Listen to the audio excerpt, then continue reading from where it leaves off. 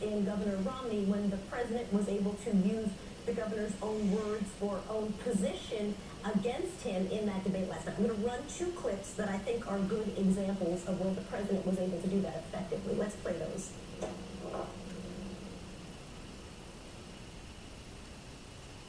Romney say he's a big coal guy. And keep in mind, when you were governor of Massachusetts, you stood in front of a coal plant and pointed at it and said, "This plant kills," and took great pride in shutting it down. And now suddenly you're a big champion of coal. So what I've tried to do is be consistent. First of all, I think Governor Romney was for an assault weapons ban before he was against it.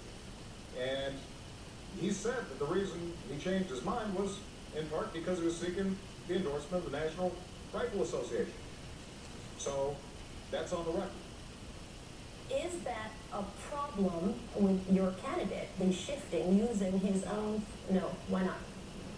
Look, that plant that the governor was referring to was violating standards. But what we have is an Obama administration that has passed standards that is closing hundreds of coal plants in the United States. That's why the coal miners in Ohio rallied against Obama. That's why Obama is not getting what is traditionally an automatic endorsement from the coal union, because the coal union is livid that this president is turning his back on coal. And secondly, let me go to the second. You put 2 points out. Let me deal with it. And Governor Romney did sign legislation that included in there the ban on those kinds of weapons in the state of Massachusetts. It is a different thing to have a position within a state, especially if you believe in the 10th Amendment, that the states are the places where you can have differences in policies like that. And as a governor, he exercised it. But we are now talking about a national policy. And on a national policy, the governor has made it clear that he is firm on the Second Amendment. So when you're talking about the first part, that was Salem Harbor, and that was back in 2006, and that is what he said: "I will not create jobs or hold jobs that kill people," and that plant kills people. You're saying that was accurate?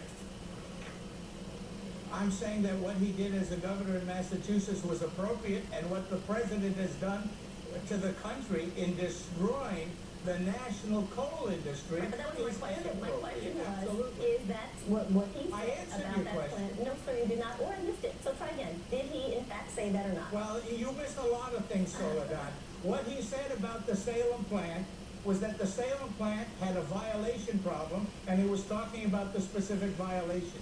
What we're talking about is the destruction of a coal industry in fulfillment of an Obama commitment in 2008 that if anybody wanted to build a coal plant, he would make sure they went bankrupt. Let's talk about taxes, shall we? Because that's always a good topic. Here is what Governor Romney said last night, talking about dividends. Let's play that. Every middle-income taxpayer no longer will pay any tax on interest, dividends, or capital gains. No tax on your savings. That makes life a lot easier. If you're getting interest from a bank, if you're getting a statement from a mutual fund, or any of the kind of investments you have, you don't have to worry about filing taxes on that, because there'll be no taxes for anybody making $200,000 a year and less on your interest, dividends, and capital gains. Again, there was not a lot of specifics last night about exact deductions that could potentially be compromised, but in that particular thing that he said, you'll no longer have to pay any tax on interest, dividends, or capital gains, no tax on your savings. Do you think that really helps the middle class? Do you think middle class people are raking in a lot of money and paying a lot of money in tax on capital gains and tax on their savings? A lot of elderly who are retired fall in that middle class, and that helps them tremendously. They are part of the middle class. Yes, it does help the middle class, particularly those that are putting money away in savings accounts for kids going to college. They don't have to pay taxes on the savings interest that they get there. Look, Mitt Romney's plan is a huge benefit to the middle class, and as he said last night, the top 5% will continue to pay 60% of the total income taxes in America.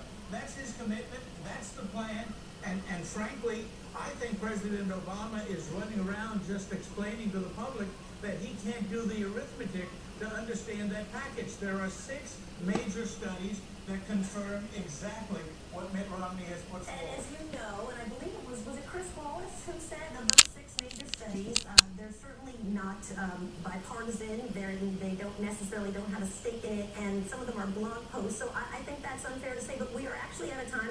Governor, we're always happy to have you. Thank you for joining us this morning. It's always good to come on the Groupie channel. Thank you. Nice to have you.